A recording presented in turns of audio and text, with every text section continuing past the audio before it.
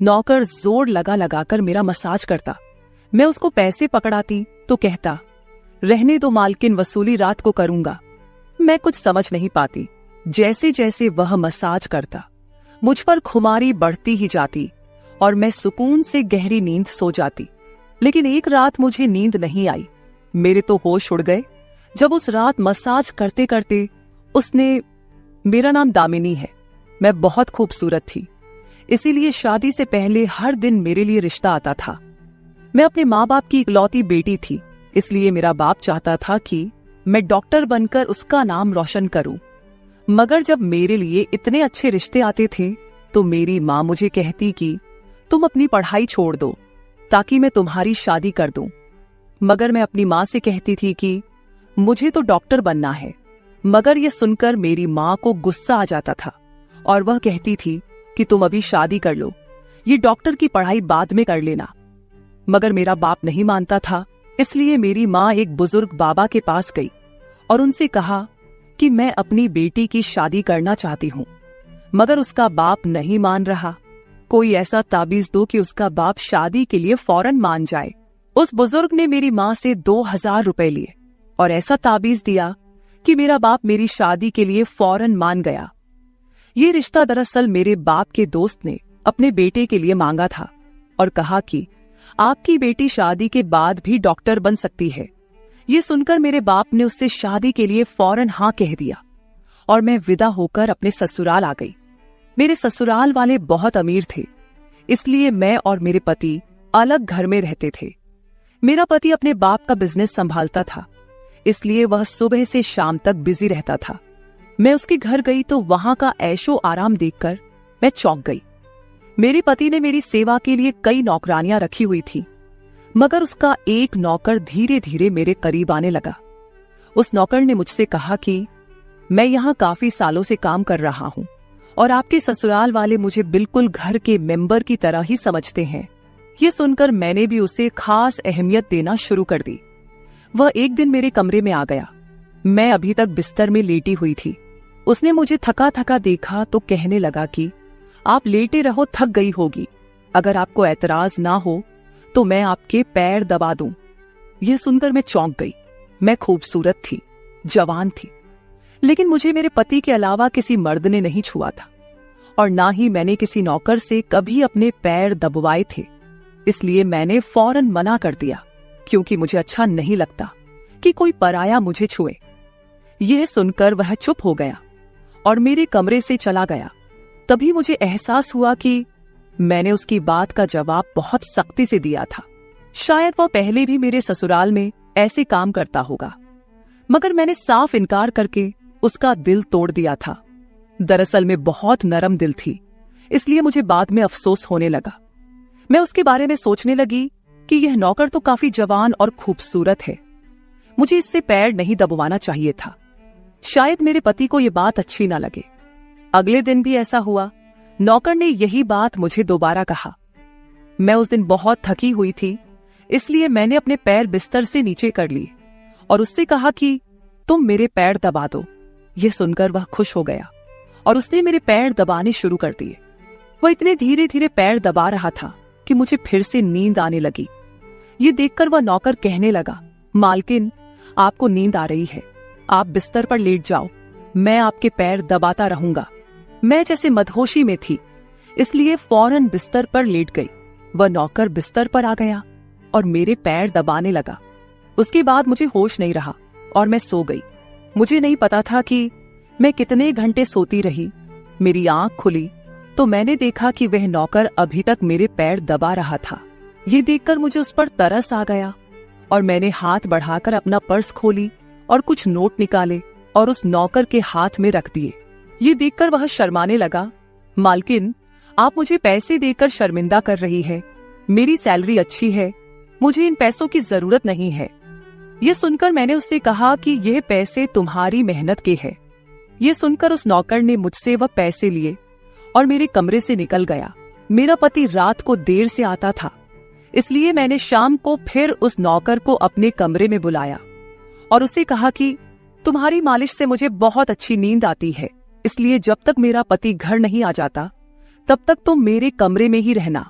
शायद नौकर को पैसे का लालच आ गया था, इसलिए वह मेरी बात सुनकर खुश हो गया और कहने लगा, मैं तो आपका मामूली सा नौकर हूं, जैसा आप कहोगे मैं वैसा ही करूंगा।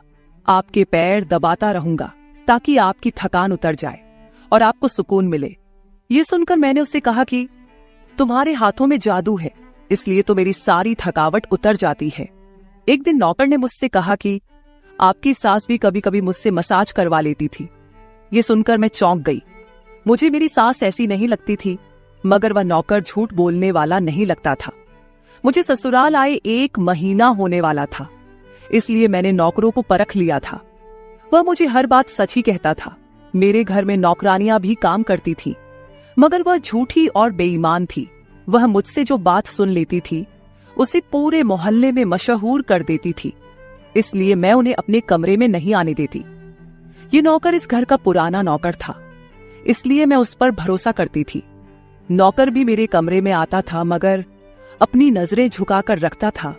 वह मेरे जिस्म को हाथ लगाता, मगर उसकी नीयत खराब न थी। ऐसा हर रात होता था। एक दिन मैंने अपने पति से कहा कि जब से हमारी शादी हुई है हम कहीं घूमने फिरने नहीं गए। यह सुनकर मेरे पति ने कहा कि जब से हमारी शादी हुई है तुम भी तो हर वक्त नींद में रहती हो। मैं रात को घर आता हूं तो तुम गहरी नींद में होती हो। दिन को मेरे पास वक्त नहीं होता और रात को मेरे घर आने से पहले तुम सो जाती हो। यह सुनकर मैं अपने दिल में सोचने लगी कि यह सब नौकर की मालिश की वजह से हो रहा था। मेरे पति की शिकायत सही थी। मुझे रोज रात को अपने पति के लिए जागना चाहिए था। उस दिन मैंने फैसला किया कि आज रात जब नौकर मुझे मालिश के लिए कहेगा तो मैं इनकार करूंगी, ताकि मुझे नींद ना आए और मैं अपने पति के आने तक जागती रहूं। शाम हुई तो मैंने नहाकर खुद को खूब तैयार किया और दुल्हन बनकर बिस्तर पर बैठ गई। नौकर मेरे कमरे में आया तो उसने मुझे मालिश के लिए पूछा, मगर मैंने साफ इनकार कर दिया। मेरी बात सुनकर वह कुछ उदास हो गया और वापस चला गया। कुछ देर बाद नौकर मेरे कमरे में आया तो उसके हाथ में दूध का गिलास था। मैंने खाना नहीं खाया था, इसलिए फौरन दूध पी ली और अपने पति का इंतजार करने लगी, मगर मुझे नींद आ गई और मैं सो गई। सुबह में जागी तो नौकर फौरन मेरे कमरे में आया और कहने लगा, मालकिन आपके लिए नाश्ता लेकर आऊं। ये सुनकर मैंने अपने पति के बिस्तर की तरफ देखा, वह खाली था। ये देखकर नौकर कहने लगा, मालिक को जरूरी काम था, वह नाश्ता करके चले गए। ये सुनकर मेरा मूड खराब हो गया। मैं रात भर उसका इंतजार करती रही, मगर वह सुबह होते ही ऑफिस चला गया। मैंने नौकर से कहा कि मेरे लिए चाय ले आओ। नौकर कमरे से बाहर निकल गया। तभी मैंने अपने जिस्म की तरफ देखा तो चौंक गई। रात को मैंने दुल्हन का कपड़ा पहना हुआ था, मगर अब मेरे जिस्म पर कोई और कपड़े थे। मगर मैंने अभी जेवरात पहने हुए थे। मेरा सर भारी होने लगा। मुझे यह सोचकर चक्कर आने लगे कि रात को मेरे साथ क्या हुआ था और मेरे कमरे में कौन था और उसने मेरे साथ क्या किया था, मगर मुझे कुछ याद ना आया। मेरा दिल घबराने लगा और मैंने अपना सर पकड़ लिया। मेरा पूरा जिस्म दर्द कर रहा था, इसलिए नौकर चाय लेकर आया तो मैंने उससे कहा कि मेरा जिस्म दबा दो। यह सुनकर वह बिस्तर पर आ गया और मुझे दबाने लगा। उस दिन मैं देर तक बिस्तर पर पड़ी रही। उस दिन मेरे पति अचानक घर आ गए। मैंने उसे देखा तो उस पर बरस पड़ी। मैं रात को तुम्हारे लिए दुल्हन बनकर जागती रही, मगर तुम नहीं आए। ये सुनकर मेरे पति कहने लगे, मैं रात को कमरे में आया तो तुम गहरी नींद में थी, इसलिए मैंने तुम्हें नहीं जगाया। ये सुनकर मैं चौंक गई, मगर मेरे कपड़े किसने बदली किए और नींद पूरी होने के बावजूद मेरा जिस्म क्यों दर्द कर रहा है। मैं उलझ गई थी। मेरे पति कहने लगे, अच्छा ठीक है, मूड खराब करने की जरूरत नहीं है। मुझे आज रात एक काम के सिलसिले में बाहर जाना है, इसलिए देर हो जाएगी, मगर अभी मेरे पास 3-4 घंटा फ्री है। अगर तुम कहो तो हम अभी कहीं बाहर जा सकते हैं। ये सुनकर मेरा मूड खुद ब खुद ठीक हो गया और मैं सारी रात वाली बातों को भूलकर खुश हो गई। शादी के बाद यह पहला मौका था कि मैं अपने पति के साथ कहीं बाहर जा रही थी। मैं जल्दी जल्दी तैयार होने लगी, जबकि मेरा पति गाड़ी में बैठकर मेरा इंतजार करने लगा। उस वक्त नौकर मेरे कमरे में आ गया और मुझसे पूछा, मालकिन, आप कहीं जा रही हैं क्या? ये सुनकर मैंने उससे कहा कि हाँ, मगर तुम क्यों पूछ रहे हो? ये सुनकर नौकर कहने लगा, मैं आपका नौकर हूं, मगर आपको यही सलाह दूंगा कि आप बाहर नहीं जाओ, क्योंकि आपका जिस्म थक जाएगा। ये सुनकर मुझे गुस्सा आ गया और मैंने उससे कहा कि तुम मेरे नौकर हो, मेरे पति बनने की कोशिश मत करो। ये कहकर मैं बाहर चली गई। न जाने मुझे किस बात पर गुस्सा आ गया था। मैंने उस नौकर को खूब खरी खरी सुना दी। वह भी अपनी औकात जान गया था। तभी तो मैं जब घर आई तो वह मेरे सामने नहीं आया। मेरे पति मुझे गेट पर उतारकर वापस बाहर जा चुके थे। जबकि मैं अंदर आई तो मेरा सारा जिस्म बुरी तरह दुख रहा था। शायद मेरे जिस्म को मालिश की आदत हो गई थी। तभी तो रात होते ही वह मालिश के लिए तड़पने लगता था। लेकिन मैंने उस नौकर को नाराज कर दिया था, इसलिए आज वह मेरी मालिश करने नहीं आया। मगर मुझे उसकी जरूरत थी, इसलिए मैंने एक नौकरानी को बुलाया और उस नौकर को बुलाने को कहा। थोड़ी देर गुजरी थी कि वह नौकर मेरे कमरे में आ गया, मेरे बिस्तर पर बैठ गया और चुपचाप मेरे पैरों को दबाने लगा। यह देखकर मुझे शर्मिंदगी हुई। मैंने उसे इतना बुरा भला कहा, मगर उसने मेरी बात को बिल्कुल बुरा नहीं माना। मैंने उसे चुप देखा तो कहने लगी, मुझे उस वक्त पता नहीं क्या हो गया था, इसलिए मैंने तुम्हें खरी खरी सुनाई। मैं इतने दिनों के बाद अपने पति के साथ कहीं बाहर जा रही थी, इसलिए मुझे तुम्हारा टोकना अच्छा नहीं लगा, इसलिए मुझे माफ कर दो। मैं उसकी मालकिन थी और उसे इस काम के पैसे देती थी, मगर अब भी मुझ में इंसानियत जिंदा थी, इसलिए मैंने मालिक होकर भी नौकर से माफी मांग ली। क्योंकि वह भले ही नौकर था, मगर वह एक इंसान भी तो था। मेरी बात सुनकर वह नौकर कहने लगा, मैं आपका नौकर हूं, इस काम के लिए मैं आपसे सैलरी लेता हूं, इसलिए आपको हक है, आप जो चाहे मुझे कह दे। ये सुनकर मैं चुप हो गई, मगर मैंने सोच लिया था कि आइंदा इससे ऐसा कुछ नहीं कहूंगी। वह उस रात देर तक मेरी मालिश करता रहा और फिर मुझे नींद आ गई। मुझे नहीं पता था कि नौकर मेरे कमरे से कब निकला और कब मेरे पति घर पर आए। मैं सुबह उठी तो मेरा पति बाथरूम में था और बाहर जाने के लिए तैयार हो रहा था। मैं उसे हैरानी से देखने लगी। पता नहीं आजकल मुझे क्या हो रहा था। नौकर की मालिश से मुझे इतनी गहरी नींद आती कि मुझे किसी बात का होश ना रहता था। मुझे इस बात का भी पता नहीं चलता था कि मेरा पति कब कमरे में आता था। मैं सोचने लगी कि इस नौकर की मालिश में ऐसा क्या जादू था कि वह मेरे पति के आने से पहले ही मेरी मालिश करता, तो मैं अचानक गहरी नींद में सो जाती थी। सुबह जब मैं उठती तो मेरा सर भारी महसूस होता और मैं चलने फिरने के काबिल नहीं रहती। मगर यह बात मैंने अपने पति को नहीं बताई, क्योंकि मैं नहीं चाहती थी कि ये बात मेरे पति को पता चले कि मैं उस नौकर से मसाज करवाती थी। एक दिन मेरा पति दिन के वक्त घर पर ही रहा। मैंने नौकर से घर के सारे काम करवाए, अपने कमरे में नहीं आने दिया। नौकर भी घर के सारे काम करता रहा और मसाज वाली बात किसी के सामने अपने मुंह से नहीं निकाली। मैं भी चाहती थी कि यह बात किसी को पता ना चले।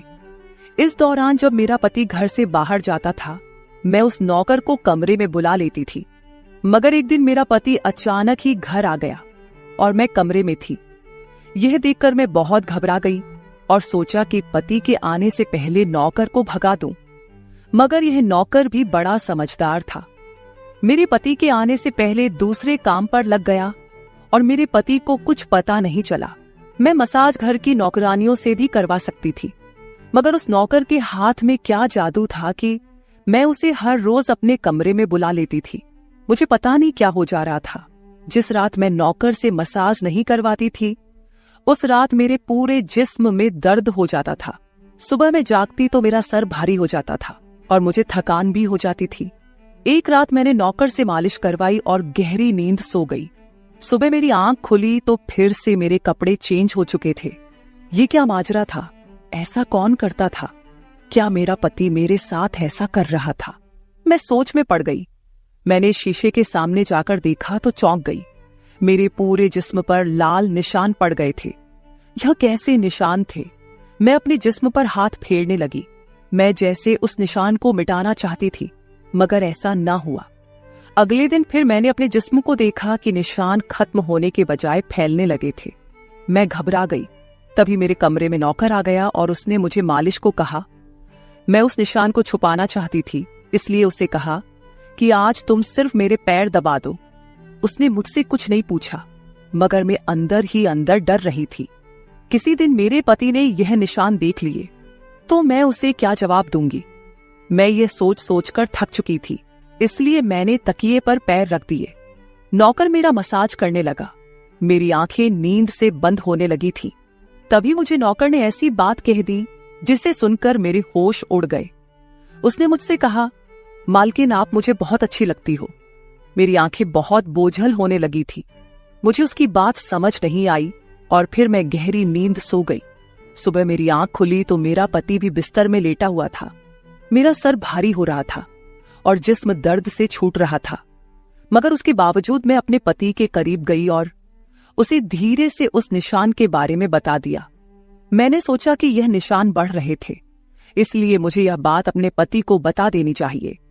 यह सुनकर मेरे पति ने मेरे जिस्म से कपड़ा हटाया तो वह उछल पड़ा। वह मुझसे दूर हो गया और कहने लगा, तुमने मुझे धोखा दिया है, बेवफाई की है और तुम्हें उसी की सजा मिली है। यह कोई बीमारी नहीं है, बल्कि तुम्हारा गुनाह है। मुझ में क्या कमी थी जो तुमने दूसरा मर्द तलाश कर लिया। मैं काम में बिजी था, मर तो नहीं गया था कि तुमने एक और चक्कर चला लिया। यह सुनकर मैं हक्का बक्का रह गई। मैंने उससे कहा कि यह आप कैसी बातें कर रहे हैं, मैं बेकसूर हूं। मगर मेरा पति हंसने लगा और कहने लगा, ये निशान बता रहे हैं कि तुम गुनहगार हो, इसीलिए मेरे घर से निकल जाओ, मैं तुम्हें तलाक के पेपर भेज दूंगा।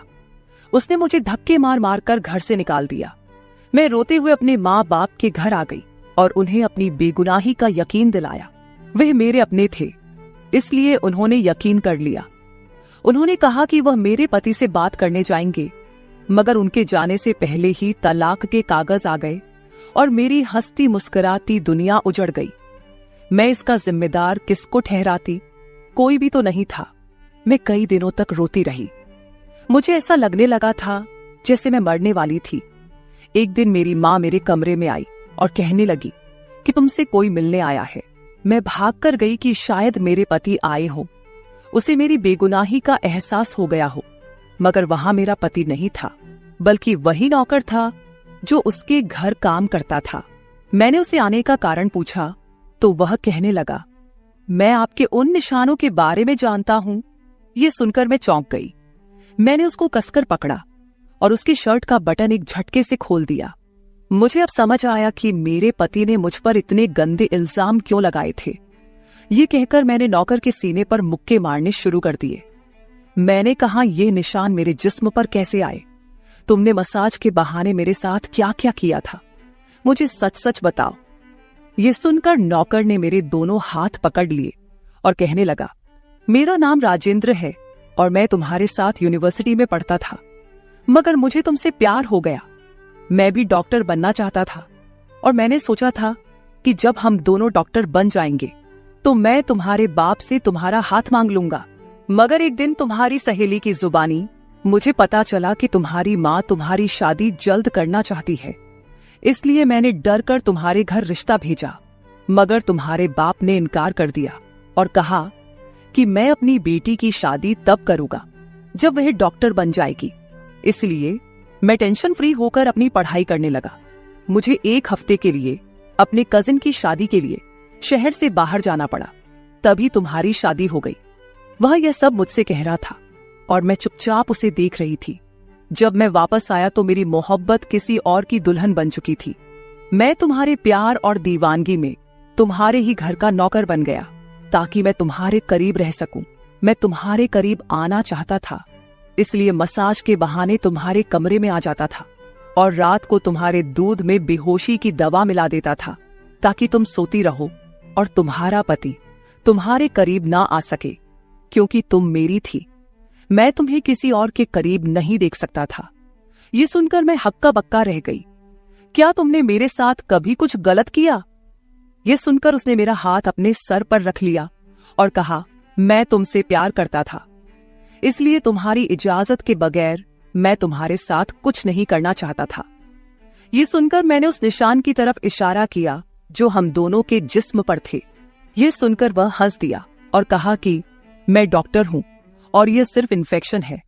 ये मैंने इसलिए किया ताकि तुम्हारे पति को हम दोनों के ऊपर शक हो जाए। ये कहकर उसने मुझसे माफी मांग ली और मैंने पूरे 1 साल उसे सजा देने के बाद माफ कर दिया और फिर उसके साथ शादी कर ली। तो मेरे प्यारे दोस्तों, ये थी हमारी आज की छोटी सी कहानी।